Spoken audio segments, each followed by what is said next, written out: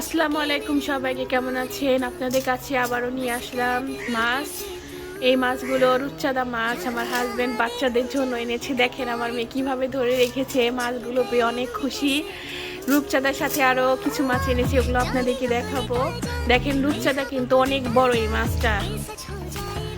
দেখেন আমার খালা মাছগুলো কাটতাছে, রূপচাঁদা মাছগুলো বড় বড় রূপচাঁদা গুলো মাছ অনেক বড় এগুলা সাইজে। এই মাছটা হচ্ছে কুড়াল মাছ, এটা সাগরের মাছ, অনেক বড় এই মাছটাও সাইজে অনেক বড়। খালা একটু উঁচা করে দেখাও সবাইকে। এই দেখেন অনেক বড় কুড়াল মাছটা, এটাও কাটবো।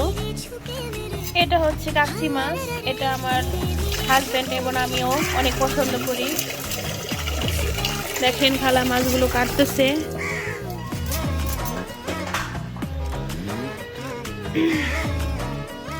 এই মাছগুলো আমাদের অনেক ফেভারিট